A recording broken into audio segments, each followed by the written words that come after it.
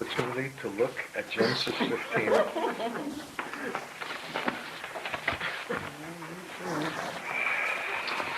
Praise the Lord.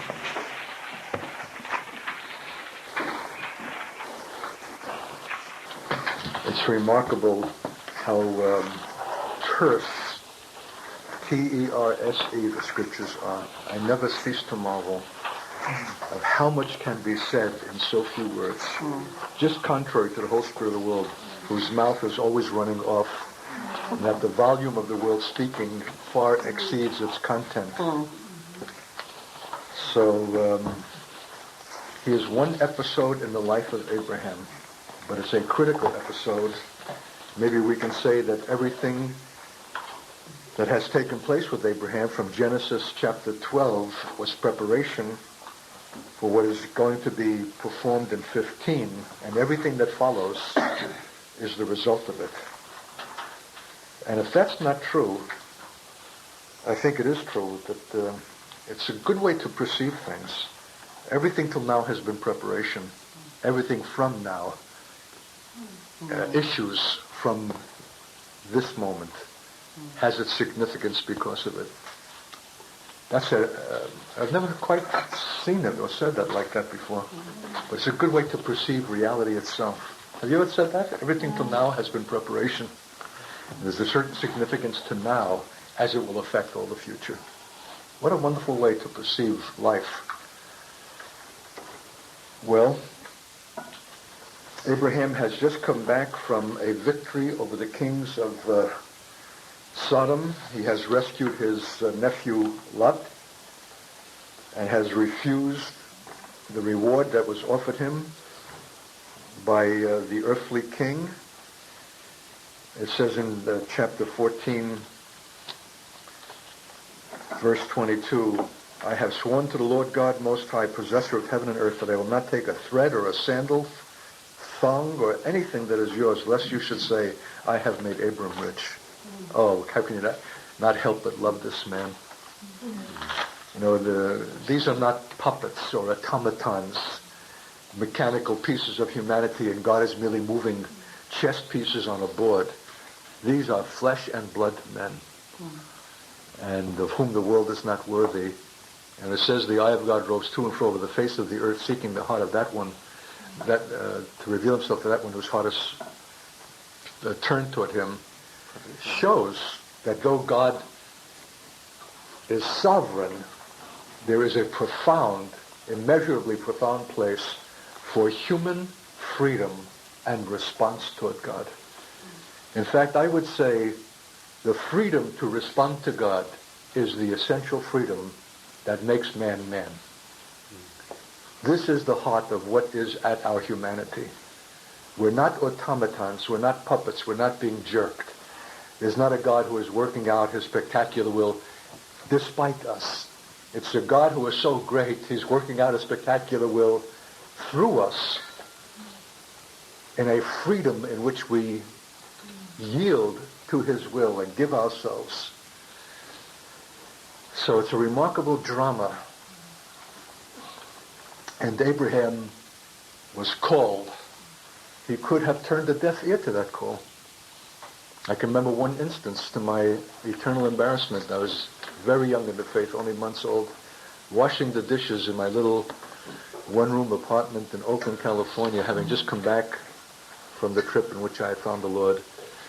And a voice said, Arthur, and I kept doing the dishes. And a few moments later, Arthur, and I kept doing the dishes, and I never turned or asked. I just could not believe. I had not the faith yet to believe that I was being addressed by God. Just to recover myself, there have been other episodes since where the Lord has been, his voice has been yet more still and small, and I have heard and turned and asked. So the whole of our faith begins with God's call to a man, Abram.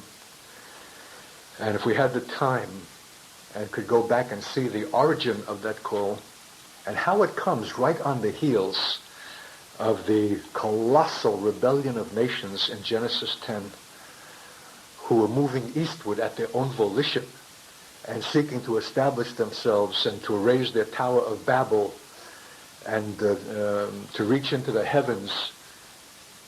And it has all of the elements that constitutes the last days world system. The unification, the ecumenical, political, religious combination of men who want to be as God. What was at the beginning will be also at the end. And God brought that attempt down by confusing languages and dispersing them over the earth, as he will also bring the last days rebellion down as well. And then chapter 2, and then the call to Abram. The nations have failed. They've rebelled against God. They refuse to recognize his program, his plan. And then God establishes his plan by the call of one man who becomes the father of faith, the father of Israel, and the nation central to all nations. Isn't that remarkable? God's whole program, his whole theocratic design for creation, comes with the call to one man. Resting on the ability of a man to hear God's voice in, so to speak, Babylon, in Chaldea, in Ur. You are the city where Abraham lived.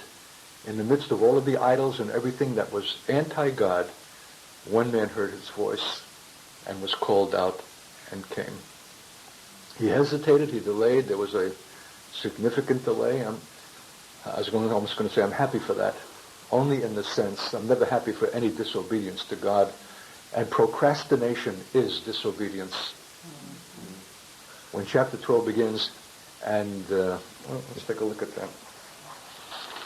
And so Abraham departed as the Lord had spoken.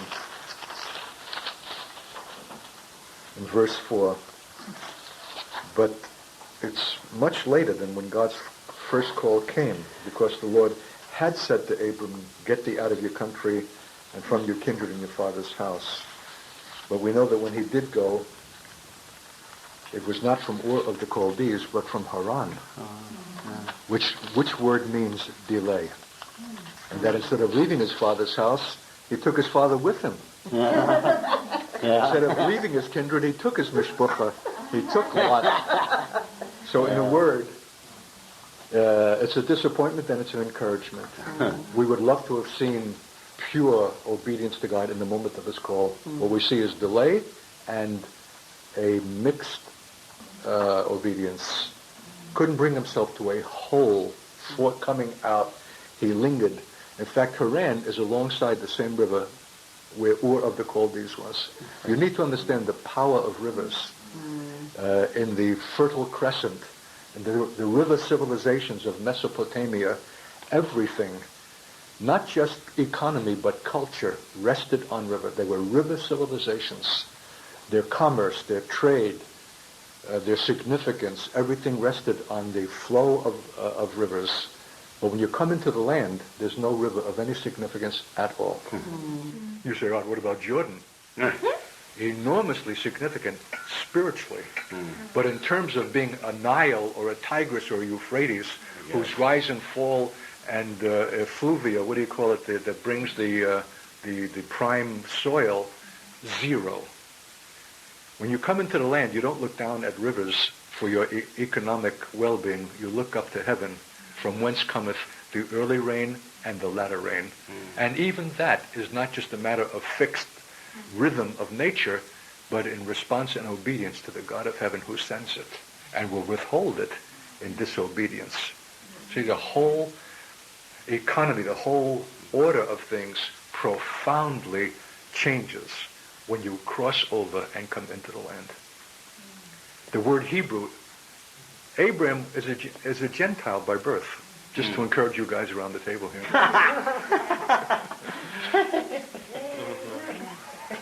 He became a Hebrew, just like you, by crossing over. And that's the very root of the meaning of the word Abba, Hebrew, one who crosses over. And what a crossing over that is. You leave everything behind you. The whole pattern of life. And I think from all that scholars have been able to establish, It wasn't as if Abram was a man who had not much to lose. He had everything to lose. He was a man of substantial possession. And they say that the homes of men of his class at his time was not lacking in anything that would bless people of solid middle-class stature today. Hot and cold running water, and maids and servants, and all of the kinds of things that one would be loath to leave behind. And I can't think of a more profound description of the cross than to leave nation, kindred, and father's house and follow me in the land that I will show you. Tremulous, uncertain, fearful, insecure. To follow some nebulous God in a life, in a civilization that believed in many gods. Who is this one now who speaks and says, follow me? This is the living God. This is the true God. And follow me in a land that I will show you. It requires an active, dynamic faith. Everything is open and requires an intimacy and being cast upon God in dependency, moment by moment, day by day, the land that I will show you. The call to Abraham is the cross. Everything that's dear to men in their flesh, nation, kindred, and father's house, God says, get thee out. He says, don't linger. He says, don't be partial, all this in heaven too. Get thee out. It's the most radical call to separation. It's nothing less than the cross. And the fact that Abraham could not bring himself to that totality, and that he delays in the place in Haran, and the delay was so long that it says they gathered many souls there and much substance. It wasn't some overnight delay.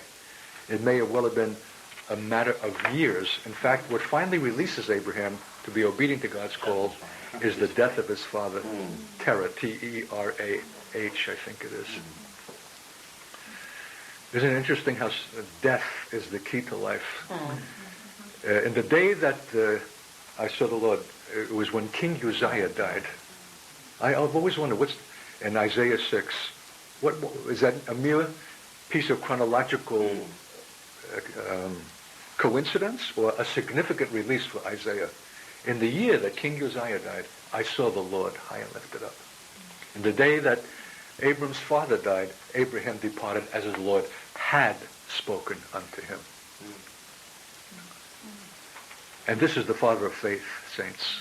And I love it. You know why? Because he's no tin saint. He's flesh and blood like as we. He hesitates. He delays. He's a mixed bag. He hears, but he doesn't hear. He comes, but he doesn't come. He drags his feet. He lingers. But he finally does come. And so the patience of God to show us that I'm not putting before you a model who's so lofty and so mystical, God's man of faith and power, that you couldn't ever hope to attain to his spirituality. I'm showing you he's flesh and blood just as you. And I'll bring you as I brought him. And we all know that his righteousness was not some intrinsic virtue that he possessed, but was imputed to him because of his faith. And we're going to examine that in just a moment. So there's a long investment of God in Abram before chapter 15. God's covenantal call to Abram is already in chapter 12. You will bless all the nations of the earth, all the families of the earth. The significance of what you're about in me is universal. All nations will be affected by your obedience. How would you like that call? As a matter of fact, if you have not recognized Abraham's call as your call, you're out of the faith. That is your call. And all nations will be affected by your obedience to it. Whew. Hallelujah.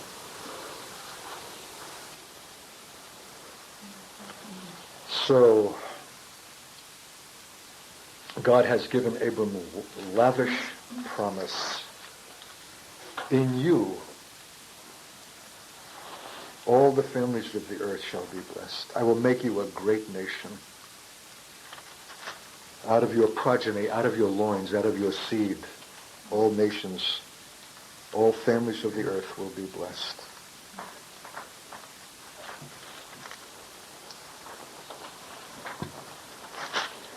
Okay, so after these things, all of our little introduction are these things that have preceded what is now going to take place. After these things, and those things must precede, there's a preparation.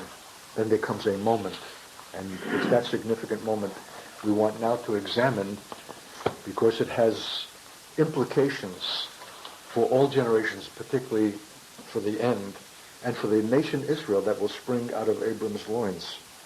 After these things, the word of the Lord came to Abram in a vision, saying, isn't it remarkable? Everything is predicated upon the word.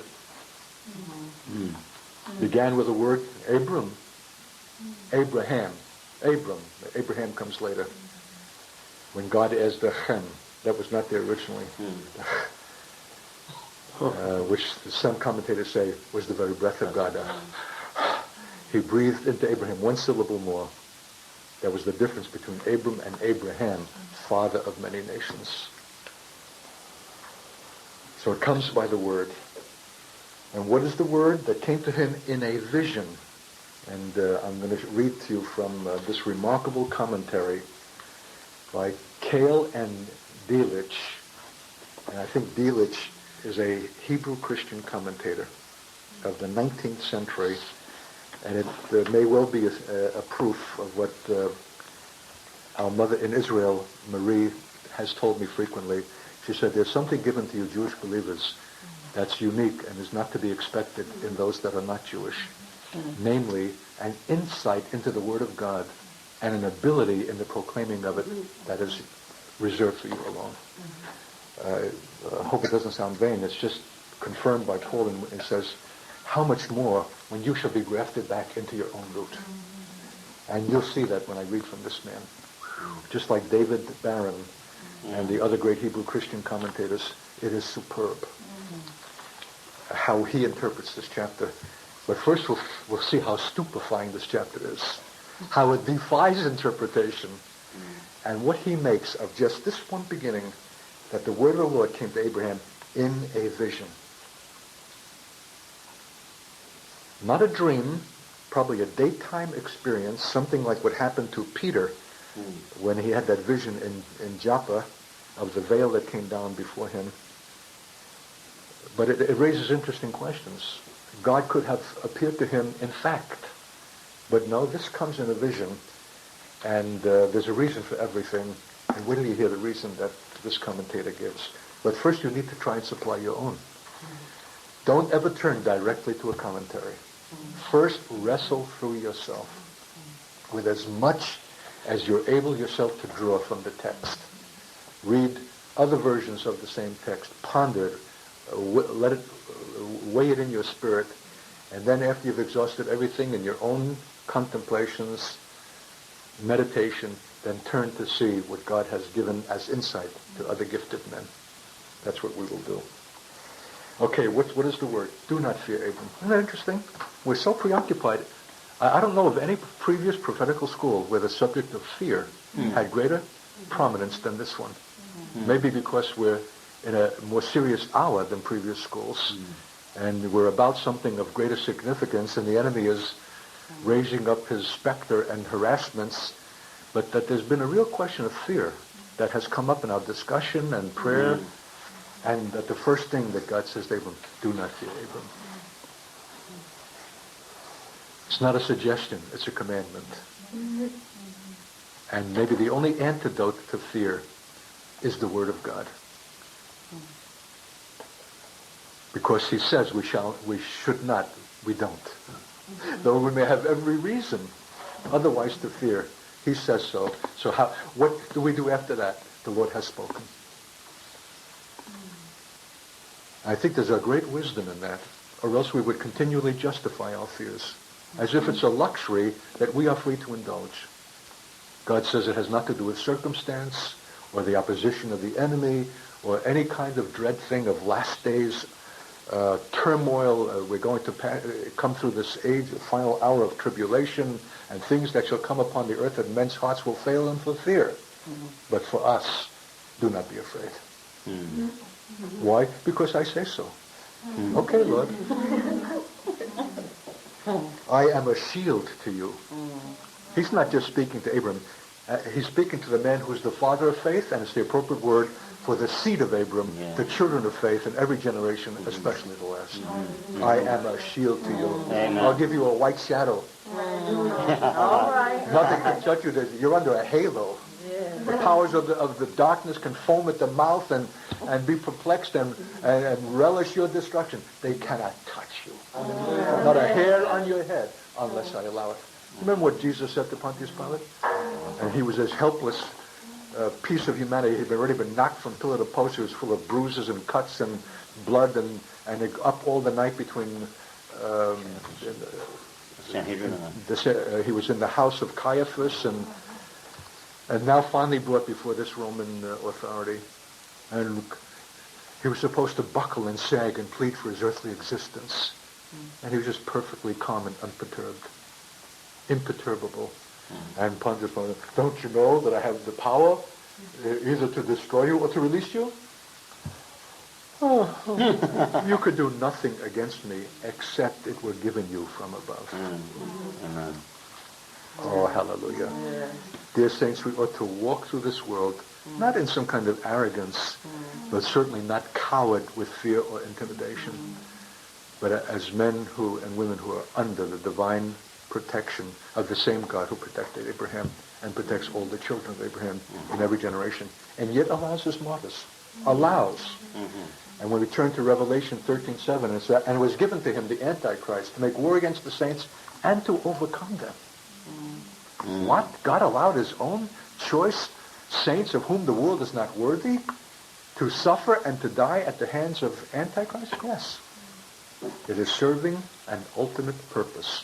But it is not the outworking of the powers of darkness in their own ability. It was given unto him. Right. Yes. Nothing except to come down from above. That's a precious confidence. And I don't think it will come down until the purposes for our being have been fulfilled. Let's say David served his generation and fell asleep.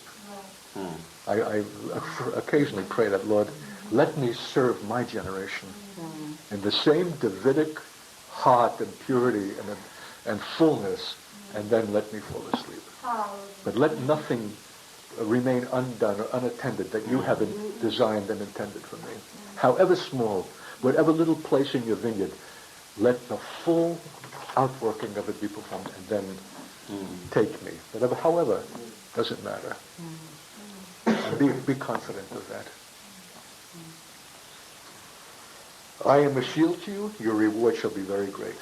Boy, I'll tell you, if there's ever any three sentences that are appropriate for saints of the last days who are the seed of Abraham, Amen. It is these three. Just to encourage your hearts, I have not rehearsed any of this. I didn't think to myself, well, first I'll take apart the statement, that will exist. Nothing. I'm just, it's just happening. This is what God is wanting us to see and to understand. This is not just a moment in history that came to man in a vision. Yes. This is the timeless and eternal counsel of God for the seed of Abraham in all generations, especially the last. Three great statements. Don't be afraid. I'm a shield to you. Boy, if you got a shield like that, what can penetrate it? And your reward shall be very great. Hallelujah. I'm always inviting people to my mansion in heaven. I have not seen, ear have not heard, and I'm not a glutton for voluptuous luxury, but there's a treasure being laid up. There's reward, there's honor of an eternal kind, that we will say, it was worth it all. Every privation, every humiliation, every rebuke, every unjust act toward us, every physical suffering. There's a reward, a very great reward. And the peculiar nature of the church is, unlike any other entity in the world, it is a people who can give themselves full bore in total consecration and commitment and givingness to God now in anticipation of reward that comes to them. There's nothing like that in the world. The world always has to give its reward now. Fame, fortune, honor, your name, your reputation. You'll do this, you'll get this, you'll be on the Riviera, you'll get a car, you'll girls, blah, blah. Now. This is the now generation, wants its gratification now. Unlike that, only the church, the true church, can serve God totally without any anticipation of its compensation coming now. Its great reward comes after. But it will come because God has spoken. Yeah. And rewards are not something to be disregarded. We just I didn't watch any bit of it, but we just have finished with the Olympics. And boy, did you read the preparations these athletes go through? I mean, it makes the generation of the 1936 Olympics in Berlin look like a Boy Scout outing. This is scientific. This is almost occultic. How they prepare not only the bodies, but the minds of these athletes and their inward attitudes and what they believe, and they get them all revved up, and the exercises, the diets, they have counselors that are professional just for their morale. And they shave their heads, and they've got costumes now that are made out of the most sophisticated fabrics that will shave off 1/1000th millimeter of a fraction of a second, which is the difference between victory and defeat. You cannot believe what is invested in running the race, in obtaining the earthly reward, and what they're going to get now in millions in endorsements of products. This girl who got 4 gold medals in swimming, and she's already a culture hero, and she's going to endorse this product and that product, and swimming suits and bathing caps and toothpaste, and she'll have a fortune before she's 25. That's the name of the game, that they give themselves for the reward now. And will all fade away and turn to dust. Our reward is eternal and abiding. So, and Abram said, O Lord God, what wilt thou give me, since I am childless, and the heir of my house is Eliezer of Damascus? Abram said, since thou hast given no offspring to me, one born in my house is my heir. Do you understand what is on Abram's heart? Lord, you're making all these lavish promises. I'm going to be the father of many nations, and blessed. But where's my progeny? Where's my? It's got to come from my body. Where's the son of promise? That you've said you're going to give me. I'm barren. I'm living with a woman who's never had any children, and I'm getting up there in years. And if you don't provide an offspring, this Eliezer, according to the understanding of that time and generation, he will become the descendant. Now, what would you say, that this reveals something selfish in Abram? That he wants the honor and distinction of himself giving forth the son that inherits these things? Is he jealous for himself? No. Yeah. He's really asking the things that pertain to God's own glory. How can you make these lavish promises to me, and I don't see any yet possible fulfillment, and the hope for it is fast fading away? If that's not the heart and essence of what it means to live in faith, I don't know what it means. Haven't you experienced that? Sense of futility, if not desperation, and where is God, and where's the fulfillment of the very thing that he led you to expect, and the disappointment that comes. So this is a classic episode and situation. Thou hast given me no offspring. I have to say this for Abraham. He knows where offspring comes from. Thou hast given me no offspring. And if offspring comes, thou givest it. Because it doesn't come because I'm able to copulate and perform biologically and spermatozoa with the eggs and the blah, blah. No, thou givest. Here's a man who knows the heart of cause and effect. It has not to do with nature. That's only God's apparatus. It has to do with the God who gives. Thou hast not given. And if you don't give, it doesn't come. And I'm not looking for it from any other source. I'm not going to take vitamins and become fertile and do yoga and it's got to come from you. Can you see why God loves Abram? And he saw that heart when Abram was in the Ur of the Chaldees, in the midst of idolatry. He saw the heart of that man. His eye rose to and forth over the face of the earth, seeking that one whose heart is perfect toward him. The fact that there's only one, is a manner of speaking, so few. Out of the heart proceed the issues of life. And that heart is revealed by Abraham, even in his question, even in his understanding, thou hast not given. Then behold, the word of the Lord came to him, not to upbraid him, not to rebuke him, not to say you're way off the wall. He agrees with him. He understands Abram's framework of thinking and expectancy. It's perfectly legitimate. And says, this man will not be your heir, but one who shall come forth from your own body, he shall be your heir. And he took him outside and said, now look toward the heavens and count the stars, if you're able to count them. And he said to him, so shall your descendants be. He's talking to a man who's pushing 100, past any biological age of being capable of producing children, with a wife that has been barren all her ages, all her life long. What does it say in Romans? Abraham hoped against hope.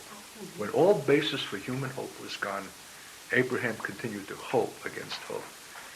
Looking upon his body, now as good as dead, Abraham hoped against hope. Was it just a circumstance that he had a wife who was barren? No. The superb details of God, that the whole Abrahamic faith has to have its origin out of human hopelessness. No confidence in the flesh at all. In all that is barren, weak, despairing,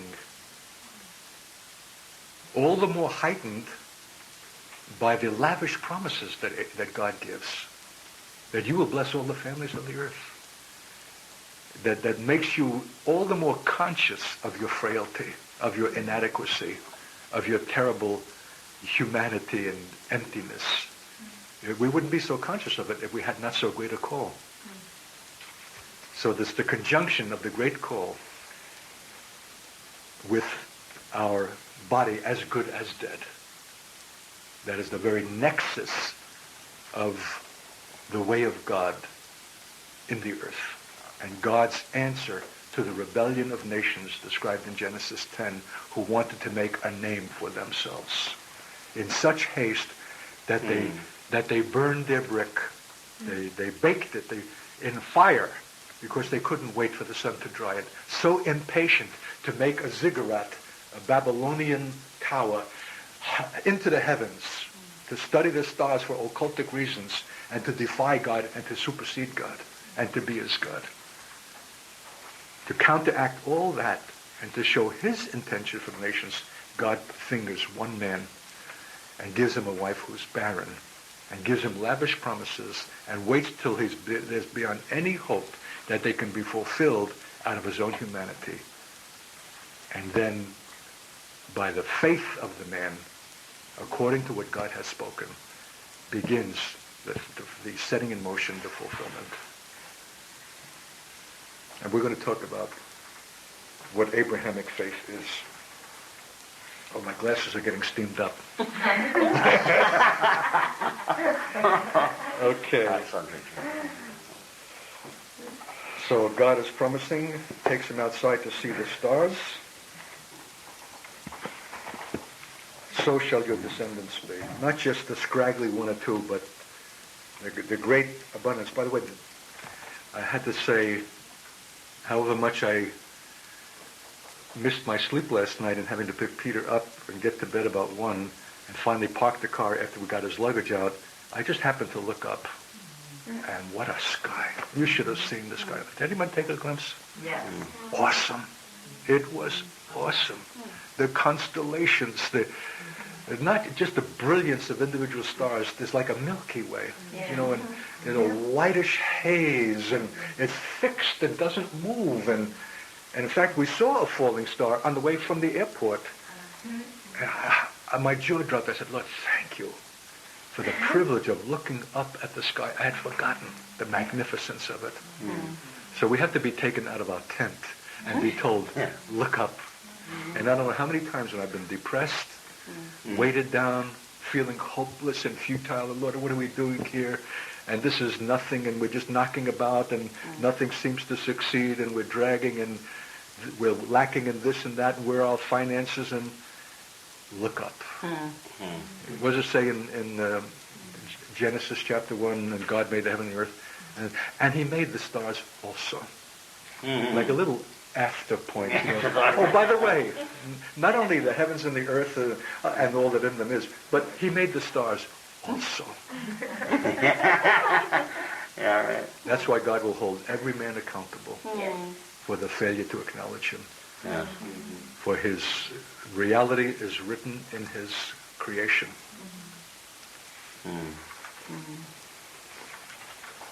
Then he believed in the Lord. Verse 6. What do we imply? Maybe he didn't quite believe till then. When you believe, when all basis for believing is gone, you really believe. And we're going to get into this in a moment. He takes up the Hebrew word for faith, and what's the etymology, the origin of the word, and its Hebraic meanings, staggering. You just want to crawl into a hole for what we have thought the word faith means. Yes, amen. What is implied in the great word believe. It's not just assent to a credo. It is ultimate trust and confidence in a person whose word is the statement of his character. Requires a knowledge of God. And that knowledge does not come cheaply. And that's why maybe then he believed. It took all that, how does this chapter begin? After these things? It took these things first to come to a place of authentic, biblical, Abrahamic faith. Then he believed. When all basis for hope was gone, and God reckoned it to him as righteousness. Have you ever dwelt on that? Is it like a reward for believing? And what's the connection between righteousness and faith? And if it's reckoned or imputed, it makes clear it's nothing that could ever have its origin in man. It's the distinctive of what God himself is. In a certain sense, God imputed himself to Abraham. He gave him his life, his character, his righteousness on the basis of believing. He was able to entrust him with the treasure of himself because he believed. Oh. I don't even want to cheapen thing by even making an allusion to the faith and prosperity quote message that has been current in our generation. In believing for a Cadillac, believing always, this is another dimension of believing. Right. The two things should not even be mentioned in the same breath. Amen. And he said to him, remember, all of this is a vision. It's not an actual experience. It could have been, but it was given in a vision. This conversation with God. It was born in vision. The whole Abrahamic faith and righteousness, the whole genius of it, comes to not even in a dream or an experience or a visitation, but a vision. I am the Lord who brought you out of Ur of the Chaldeans to give you this land to possess it. Okay, you guys, your turn. Exegete God's statement. Draw out its meaning. Of all the things that God could say, what does he say to Abraham? I am the Lord. I am that I am. When Moses said to the God of the burning bush, who shall I tell the people is sending me? I mean, who am I? I'm in exile for the murder of an Egyptian 40 years before, and they don't know me from beans. Tell them I'm the God of their fathers. I'm the God of Abraham, Isaac, and Jacob. I'm the God of Israel. Moreover, this shall be my name throughout all your generations. I am that I am. I will be who I will be.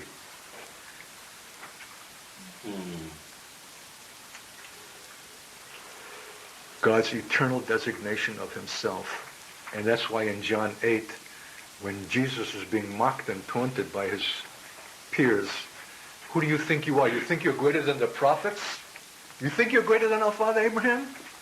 You Johnny-come-lately, you 33-year-old, or wherever he was?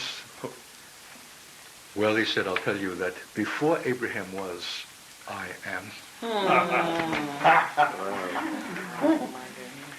That doesn't leave you much room. You either have got to fall on your face and cry out, my Lord and my God, or you have to do what they did. They took up stones to kill him. You don't take the name of the Lord to yourself, except you are the Lord. Right. Before Abraham was, I am. And he was glad, and he saw my day. So, I am the Lord, God's first statement to Abraham, who brought you out to bring you in. I didn't just take you out of a place of idolatry, but I took you out to bring you in. You need to remember that. To give you this land to possess it.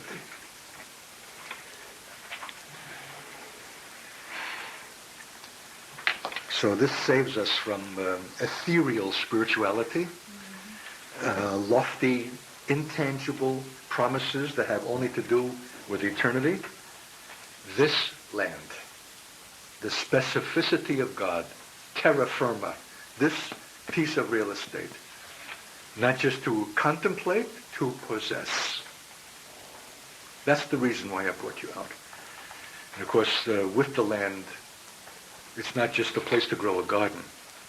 It includes the holy hill of Zion. And out of it will come the law that will bless all the families of the earth. But don't ever separate the one from the other. And you'll hear even men today say, God is not interested in real estate. Israel is no more significant to God than upstate New York. Baloney. This land is specific. It's given. It has everything to do with God's purposes to be enacted in time, in history, and in place. And it's the possession given to Abraham and to his seed. I've called you out that you might possess this. Now we come into the mystery. And Abraham said, O Lord God, how may I know that I shall possess it? And God does not dispute the question, but he gives a mysterious answer. Bring me a 3-year-old heifer, and a 3-year-old female goat, and a 3-year-old ram, a turtle dove, and a young pigeon. Then he brought all these to him, and cut them in two, and laid each half opposite the other, but he did not cut the birds. Why didn't you cut the birds? They were too small to be cut. Okay. Every item here has to do with the traditional sacrifices that are later to be performed by Israel. Okay. Maybe the only thing of question is 3-year-old. Yeah. And God is so specific in his requirement, nor does Abraham in any way question him. No. Why this? Why that? How come? What do you mean? That's what we would say. How come? Yeah. What for? Why? He did it. That's right. Abrahamic faith. Why this? Why that? How come? What do you mean? That's what we would say. How come? Yeah. What for? Why? He did it. That's right. Abrahamic faith is implicit obedience Yes. to what God speaks without requiring explanation. Yes. Later, the explanation might come. When Jesus washed the feet of the disciples and Peter demurred, Lord, not my feet. And Jesus said, if I wash not your feet, you have no part in me. And it says, later you will understand. Now you obey. Have you had that in your experience? If you haven't had, you will have. Don't balk in that moment. However much it contradicts all your categories, even what you think would be incompatible with God. And will you have a spirituality to hear God, even when he calls you to the things that seem opposed to your understanding of him, which is exactly what happens to Abram in being called to take Isaac and make of him a sacrifice. Even there, Abraham rose early, he cut the wood, stacked it, took his ass and his son, and he went up. No ifs, and buts, no explanations. He heard the voice of the Lord. It shattered all of his categories, and it meant the removal of the Son of Promise, through whom all these fulfillments are to come. Seems to controvert all of God's careful plan and intention. Yet he did not hesitate for a moment. And I don't think he even discussed it with Sarah. Yeah, he didn't. She would not have understood. She would have gone hysterical. Right. He just simply rose up early in the morning, and he did it. Oh, faith is obedience, and it's prompt obedience. Without delay, without procrastination, Abraham had learned his lesson in Haran. And here now, perfectly obedient in what God requires. Faith is obedience. So, he cut them in two. Can you picture this?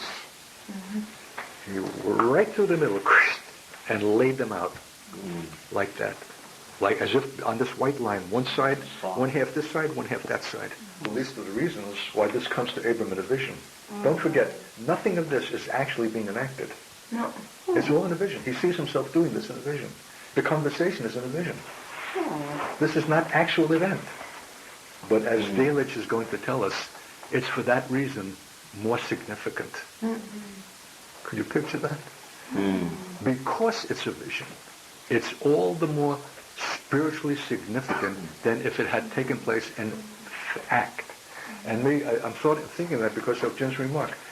Maybe physically and actually you can't cut an animal like that, but in a vision you can. Yeah.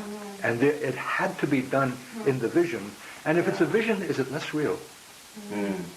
Is it an unreality? Is it just a flighty, imaginary thing? Or is it all the more real for the precision of what is being done that could not have been enacted in a fact? You mean? That's why it has to come in vision. But why that? It's unprecedented. It's not been this way heretofore. But if it was not done this way, God could not have walked between the pieces. The glory of God came through the pieces to validate, ratify, and endorse this sacrifice as being the answer to Abram of how shall I inherit this land? This is how you're going to inherit it. Through covenant. We will make a covenant, you and me. And we are represented in the two halves. You in the one and I in the other. And I will walk between to solemnify and ratify and establish this forever. And it's on the basis of covenant that this is going to be performed. Covenant is exclusive, unique, unprecedented. It may have some, adumbration, some understanding even by pagan peoples where they made agreements and contracts. But this has its origin in God.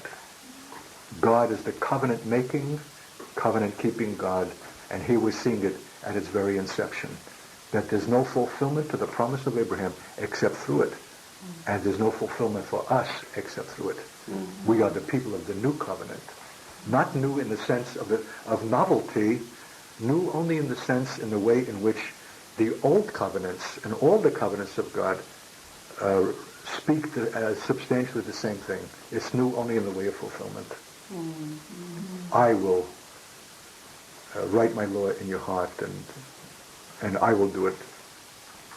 And we even see the presentiment of that here, because Although covenant requires the willful agreement of two parties, this is choice of ultimate radical kind.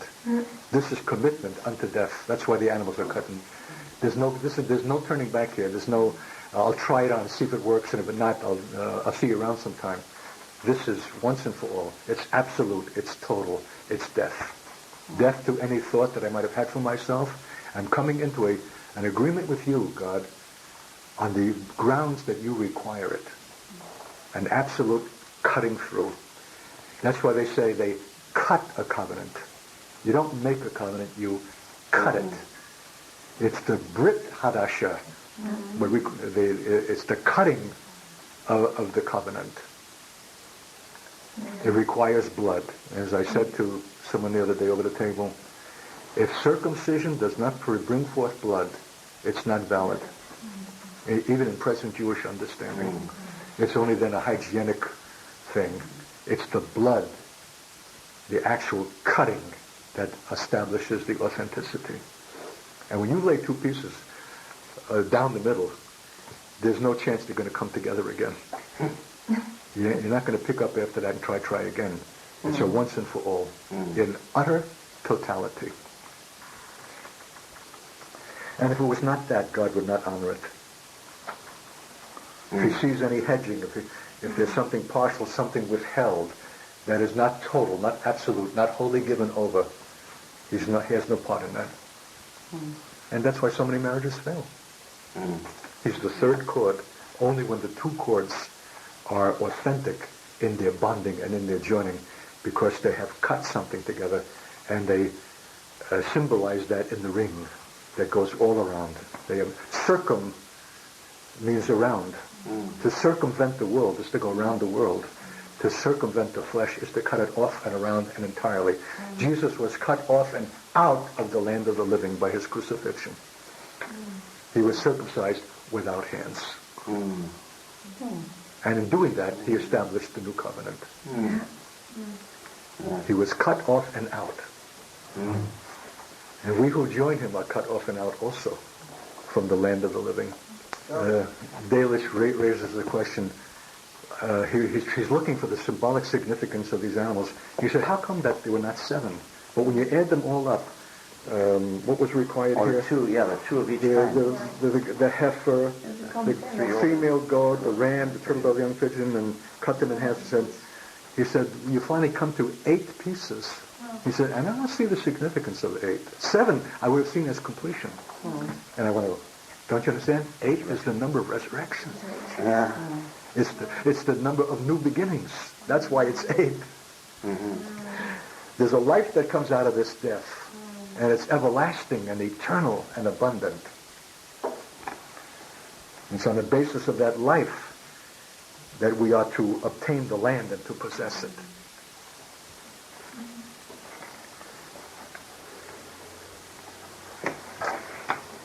So he brought all these to him in verse 10 and cut them in 2 and laid each half opposite the other, but he did not cut the birds. They were too small. They were not to be cut. And we can ask what each of these animals signifies. A heifer, a goat, a ram, a turtle dove, and a pigeon. They all are symbolic of something. And I'll read you Dalich's way of interpreting this.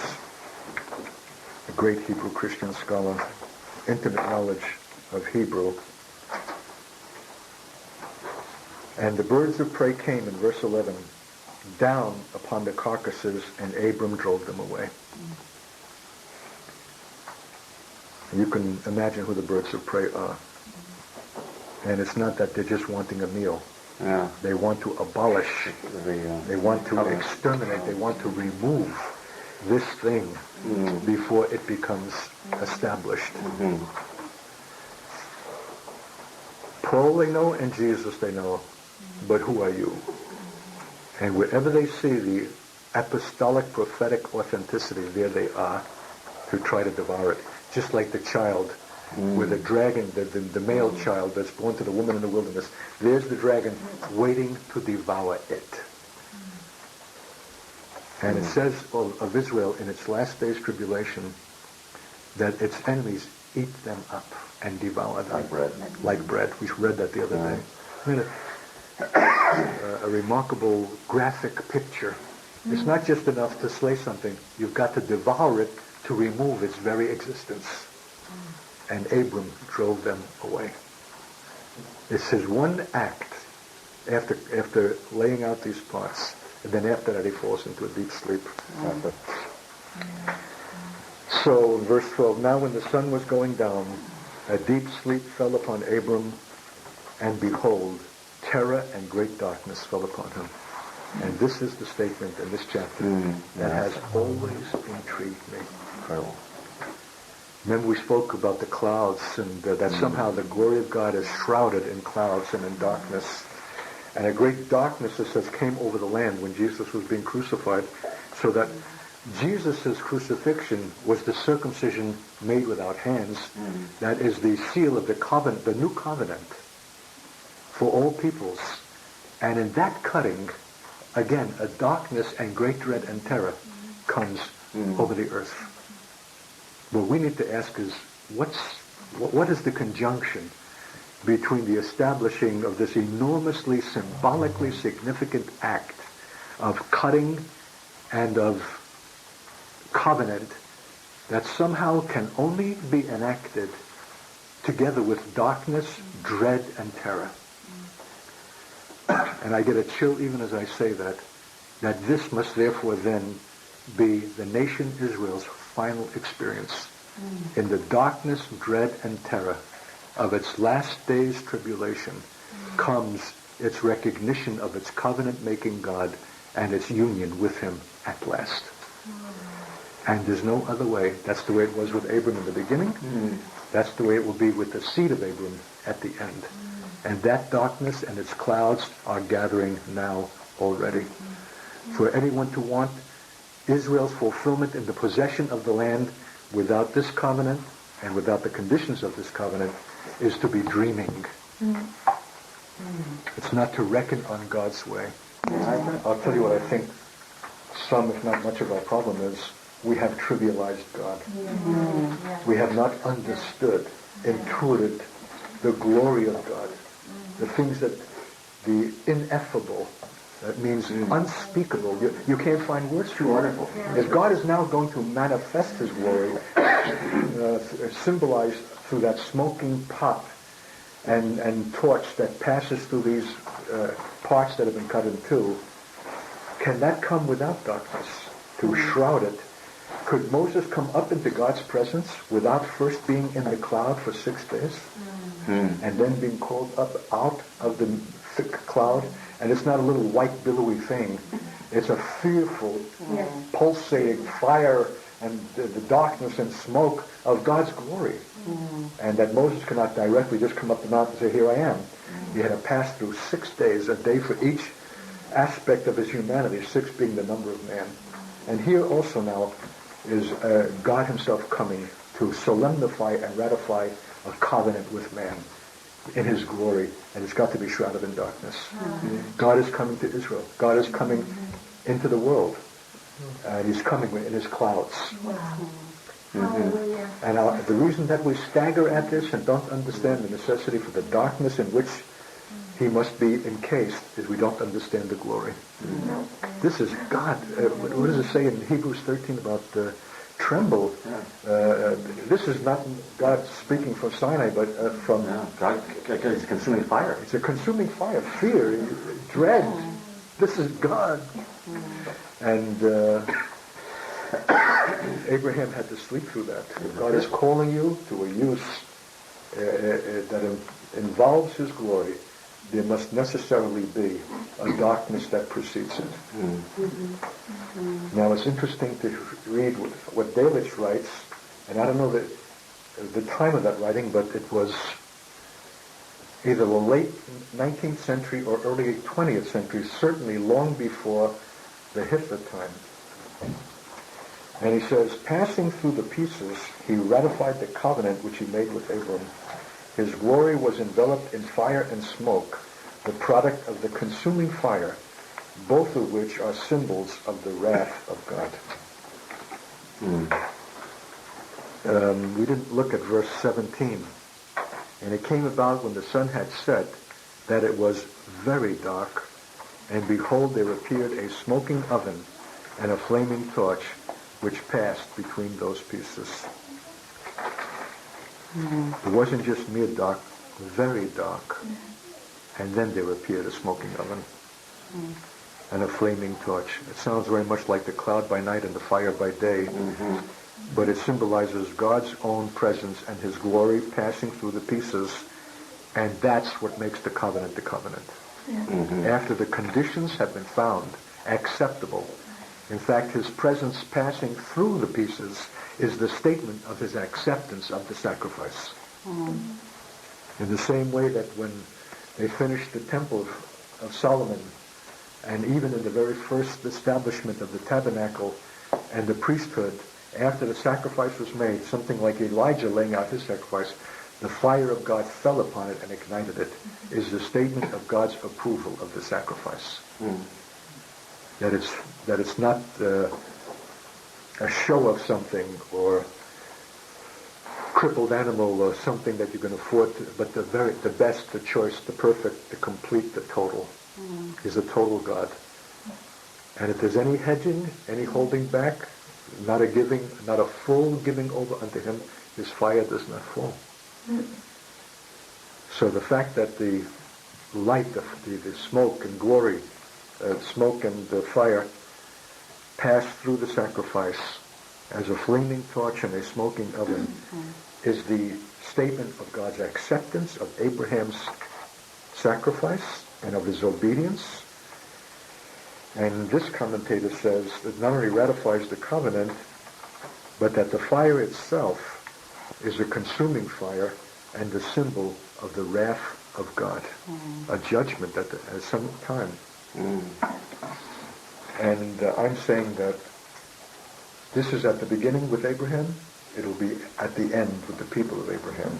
Both the church and the nation of Israel must come to its final covenant union with God through judgment, through fire, through darkness, through smoke. Compare this with the present understanding and desire of many so-called friends of Israel that want to see the present state succeed. And just be patient. They're going through some problems, but they'll straighten out, and it'll be the messianic prophetic fulfillment. Without the smoke, without the fire, without the judgment, without the darkness.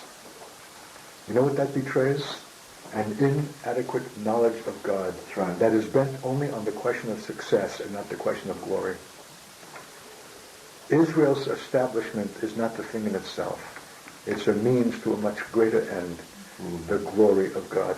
And that glory always has to be shrouded and to appear and to come in clouds of darkness, judgment, fire, wrath.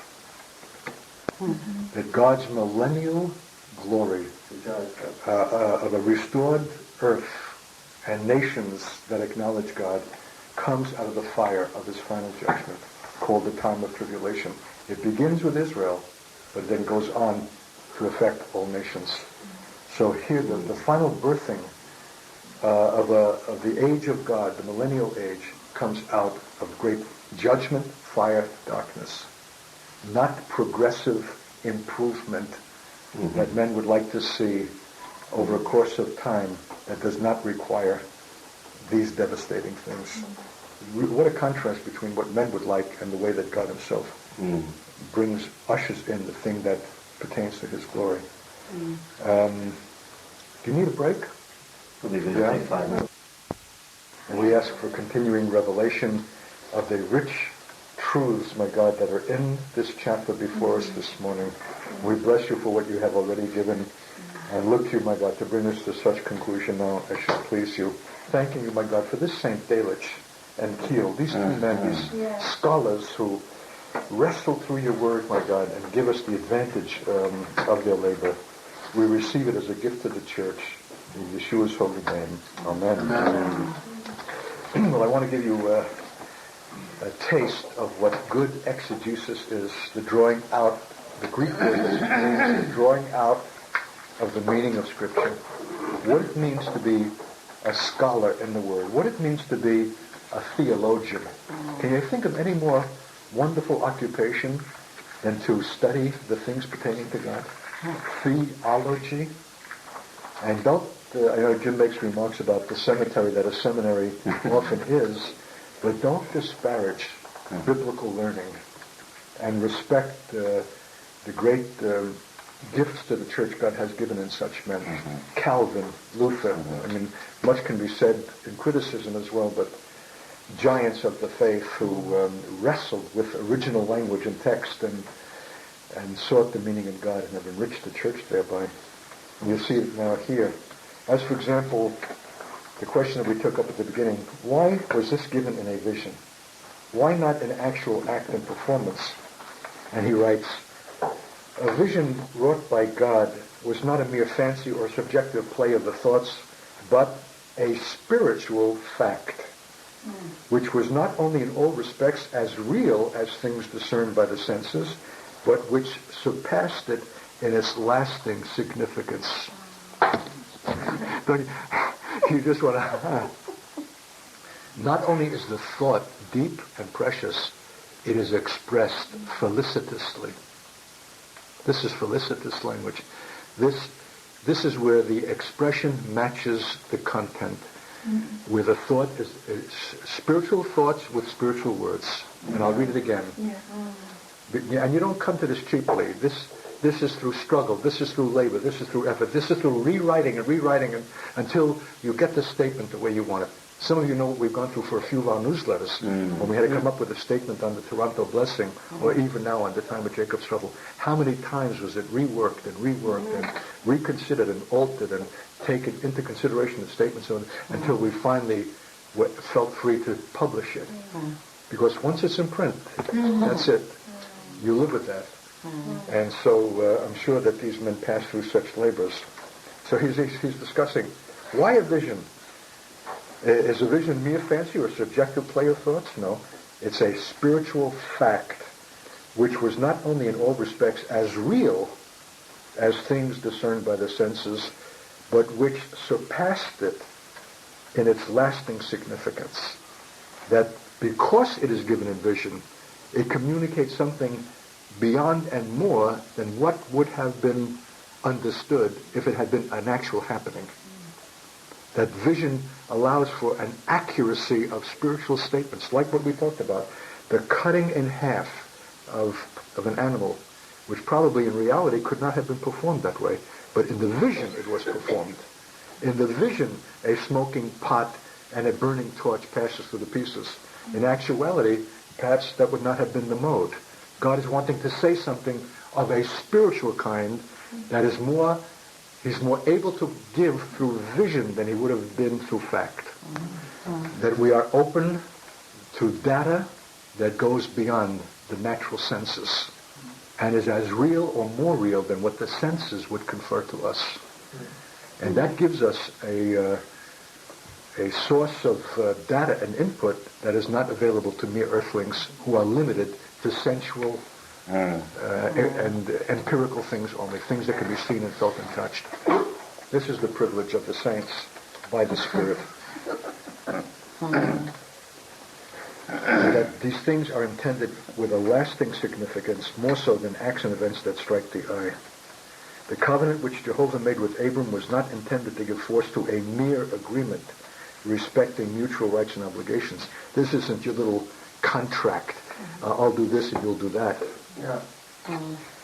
A thing which could have been accomplished by external sacrificial transaction, but it was designed to establish the purely spiritual relation of a living fellowship between God and Abram, of the deep inward meaning of which nothing but a spiritual intuition and experience could give to Abraham an effective and permanent hold. I'll read that again.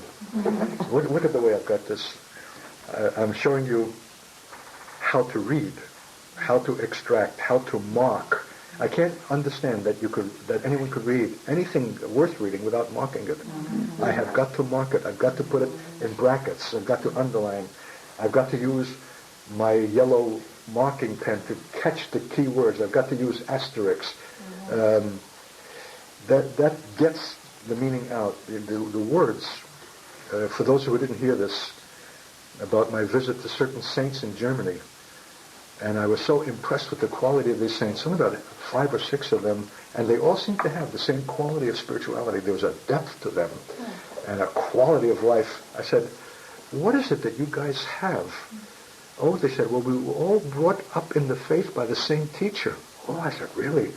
Who was he? Well, it was a woman, and she was a simple farm woman. I said, what? And she laid the foundation of this impressive spiritual, yes. What was her key?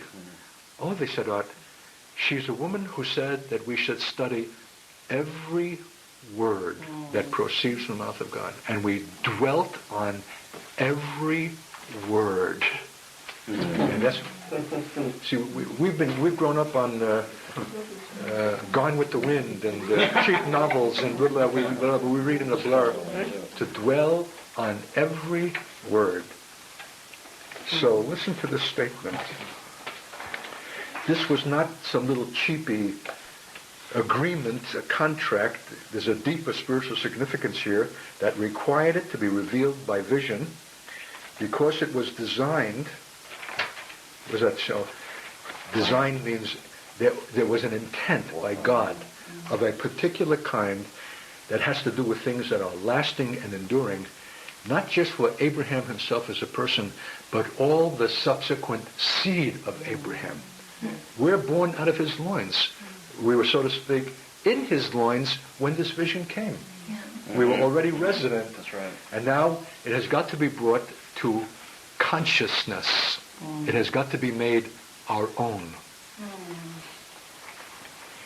So it was designed to establish the pure spiritual relation of a living fellowship between God and Abram.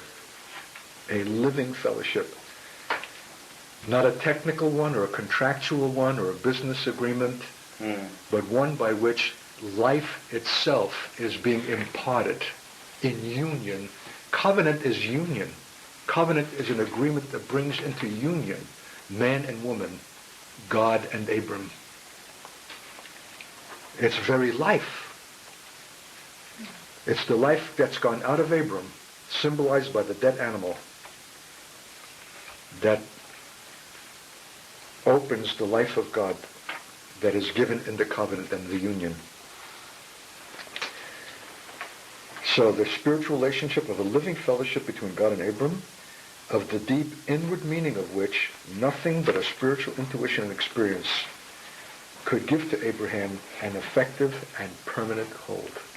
That somehow the depth of what covenant means was more registered on Abram's consciousness by the fact that it was received in vision than if he hadn't gone through the act of it, in fact, is what this commentator is saying.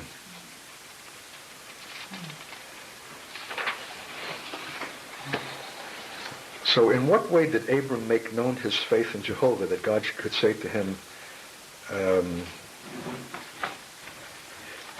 that Abram believed and God imputed that to him, accounted that to him, reckoned to him as righteousness?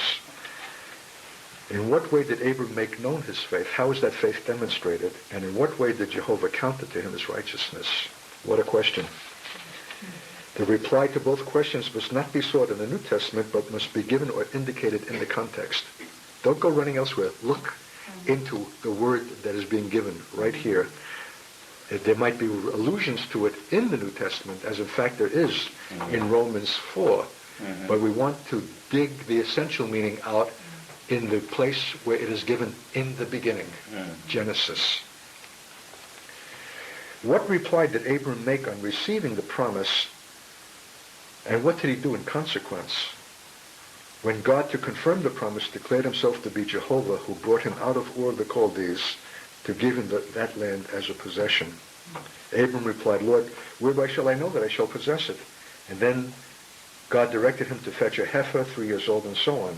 Abraham fetched the animals required, arranged them, as we may certainly suppose, though it is not expressly stated, as God had commanded him. The text doesn't tell us, but he says we can suppose that what Abraham did was what God commanded, Mm-hmm. and exactly in the way in which it was commanded. And by this readiness to perform what God commanded him, Abram gave practical proof that he believed Jehovah. Mm-hmm. A moment's respectful silence. What is faith? What is Abrahamic faith? How did God know that Abraham really believed? Because he did, in perfect obedience, what God commanded him, by the readiness to perform. That's more than just performing. It's a state of being. It's a frame of mind. It's an attitude of heart that you're ready to act the moment God will show you. It's the heart that says, I delight to do thy will, O God. It's not because I like that particular obedience. Whatever it is, I delight to do it because it's you who are commanding it. It's not what the obedience is. It has not to do with our preference that we would like this or as against that. Right. Whatever the will of God is, we delight to do thy will. We're all geared up. We're ready to go. We're just waiting for the revelation of it. Right. It's a mindset. It's a disposition. It's faith. It's not some begrudging compliance. I guess I got to. It's a readiness of mind that makes Abrahamic faith faith. By this readiness to perform what God commanded him, Abram gave a practical proof that he believed Jehovah, and what God did with the animal so arranged was a practical declaration on the part of Jehovah that he reckoned this faith to Abram as righteousness. The significance of the divine act is summed up in verse 18 in the words, on that day Jehovah made a covenant with Abram. On that day. On these conditions, on this readiness to perform, the covenant was made. Jehovah reckoned Abram's faith to him as righteousness by making a covenant with him, by taking Abram into